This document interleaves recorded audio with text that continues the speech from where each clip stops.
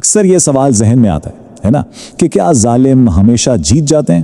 آج ہم ایک ایسے ہی بہت گہرے خطبے کا تجزیہ کرنے والے ہیں جو انصاف اور حتمی حساب کتاب کے اسی بنیادی سوال سے ٹکراتا ہے۔ اور یہ کوئی نیا سوال نہیں ہے، یہ وہ سوال ہے جو صدیوں سے انسانیت کے ضمیر کو جھنجھوڑتا آ رہا ہے۔ تو آئیے اسی مرکزی سوال سے بات شروع کرتے ہیں۔ ذرا سوچئے، اگر کوئی حتمی فیصلہ نہیں ہے، کوئی آخرت نہیں، تو کیا اس کا مطلب یہ نہیں کہ فرعون، نمرود اور تاریخ کے جتنے بھی ظالم حکمران گزرے اصل میں تو وہی جیت گئے؟ کیا ان کا ظلم، ان کا دھوکہ وہی سب کچھ تھا، وہی آخری سچ تھا؟ اچھا، تو اس تجزیے میں ہم بات کیسے آگے بڑھائیں گے؟ سب سے پہلے دیکھیں گے کہ یہ ناانصافی کا مسئلہ ہے کیا، پھر سمجھیں گے کہ یوم حساب کی منطق کیا ہے، اس کے بعد طاقت کے زوال کی کچھ مثالیں دیکھیں گے، پھر اللہ کے حضور عاجزی پر غور کریں گے اور آخر میں حتمی حساب کتاب پر بات ختم کریں گے۔ چلیں تو پہلا حصہ شروع کرتے ہیں، ناانصافی کا مسئلہ۔ اصل میں ساری بات شروع ہی اسی الجھن سے ہوتی ہے۔ ذرا ایک منظر سوچیں، ایک طرف ایک ایسا شخص ہے جس نے اپنی پوری زندگی لوگوں کو کچلنے، دھوکہ دینے اور بس اپنی خواہشیں پوری کرنے میں لگا دی، اور دوسری طرف ایک ایسا انسان ہے جو اللہ کی رضا کے لیے اپنی نظر بچاتا ہے، اپنی زبان پر قابو رکھتا ہے، یہاں تک کہ اپنے دل میں آنے والے خیالوں کی بھی حفاظت کرتا ہے۔ اب اگر موت آتی ہے اور دونوں کی کہانی ایک ساتھ ایک ہی طرح ختم ہو جاتی ہے تو پھر اس نیکی کا، اس تقوی کا کیا مطلب رہ گیا؟ سچ پوچھیں تو یہی اس خطبے کا سب سے دل ہلا دینے والا نقطہ ہے کہ اگر قیامت نہیں ہے تو پھر تو ظالم جیت گیا، اس کی تو موجیں لگ گئیں۔ اس کا مطلب تو یہی ہوا نا کہ اس کائنات میں انصاف کے لیے یوم حساب کا ہونا کوئی آپشن نہیں ہے، یہ ایک منطقی اور اخلاقی ضرورت ہے۔ تو سوال یہ اٹھتا ہے کہ اس ناانصافی کا خدائی جواب کیا ہے؟ اور یہی سوال ہمیں ہمارے دوسرے حصے کی طرف لے کر آتا ہے، یعنی یوم حساب کی منطق۔ یہاں ایک بہت ہی اہم تصور سامنے آتا ہے جسے مہلت کہتے ہیں۔ یہ کیا ہے؟ یہ اللہ کی طرف سے دی گئی ڈھیل ہے، ایک موقع ہے۔ ظالم اکثر اسے اپنی طاقت، اپنی چالاکی سمجھ بیٹھتا ہے، لیکن حقیقت میں یہ توبہ کے لیے دی گئی ایک مدت ہوتی ہے، اس سے پہلے کہ حساب کتاب کا وقت آ جائے اور سب کچھ طے ہو جائے۔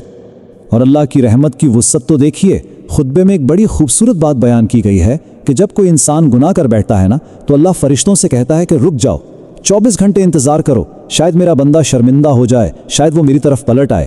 تو یہ مہلت صرف ظالموں کے لیے نہیں، یہ ہر انسان کے لیے ہے۔ اچھا، تو اب دیکھتے ہیں کہ جب یہ مہلت کی گھڑی ختم ہوتی ہے تو پھر کیا ہوتا ہے، اور یہ ہے ہمارا تیسرا حصہ، طاقت کے زوال کی کچھ جھلکیاں۔ سب سے پہلی مثال فرعون کی۔ سوچیں، وہ شخص جو کہتا تھا کہ مصر کی یہ نہریں میرے حکم سے بہتی ہیں، جس نے خدائی کا دعویٰ کر ڈالا تھا۔ جب اس نے موسیٰ علیہ السلام کا پیچھا کیا تو اللہ نے اسے اسی پانی میں ڈبو دیا جس پر اسے اتنا غرور تھا۔ وہ چیختا رہا، گڑ گڑاتا رہا، توبہ کرتا رہا، لیکن مہلت کا وقت ختم ہو چکا تھا۔ پھر کہانی آتی ہے نمرود کی، جو کہتا تھا ارے زندگی اور موت تو میرے ہاتھ میں ہے۔ 400 سال کی مغرور حکومت، اور اس کا انجام کیا ہوا؟ ایک معمولی سا مچھر، جی ہاں، ایک مچھر، وہ اس کے دماغ میں گھس گیا اور اسے ایسی اذیت دی کہ وہ لوگوں سے کہتا تھا کہ میرے سر پر جوتے مارو، صرف چند لمحوں کے سکون کے لیے۔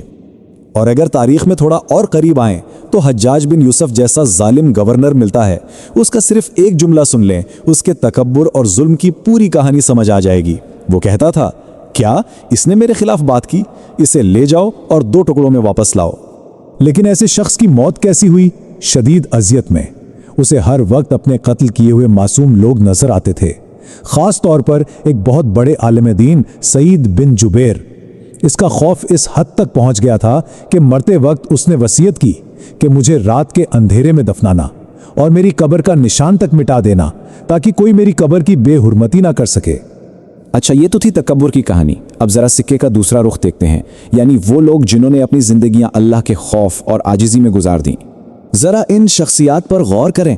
حضرت ابوبکر صدیق، نبی کے سب سے قریبی ساتھی، کیا دعا کرتے تھے کہ کاش میرا حساب ہی نہ ہو۔ حضرت عمر فاروق، جن کے انصاف کی آج تک مثالیں دی جاتی ہیں، اپنے بیٹے سے کہہ رہے ہیں کہ میرے لیے اللہ سے رحم کی بھیک مانگنا۔ اور حضرت عثمان اور حضرت علی، جنہیں دنیا میں ہی جنت کی خوشخبری مل گئی تھی، وہ قبر کو دیکھ کر رو پڑتے تھے اور نماز سے پہلے اللہ کے حضور پیشی کے خوف سے کانپ جاتے تھے۔ اور اس خطبے میں ایک سب سے دل کو چھو لینے والی کہانی ہے امام زین العابدین کی، نبی کریم صلی اللہ علیہ وسلم کے پڑپوتے۔ انہیں رات کے اندھیرے میں خانہ کعبہ کا پردہ پکڑ کر روتے ہوئے یہ دعا مانگتے پایا گیا، اے اللہ، میرا حساب لینا تو اکیلے میں لینا، لوگوں کے سامنے رسوا نہ کرنا، بلکہ بہتر تو یہی ہے کہ حساب لینا ہی نہیں. میں اس لائق کہاں ہوں؟ آخر اتنا خوف، اتنی عاجزی کیوں تھی؟ کیونکہ وہ جانتے تھے کہ اس آخری دن، اس حتمی دن کیا ہونے والا ہے. تو آئیے اپنے آخری حصے کی طرف چلتے ہیں، حتمی حساب کتاب. بس ایک لمحے کے لیے اس دن کا تصور کرنے کی کوشش کریں جس دن کا وعدہ ہے.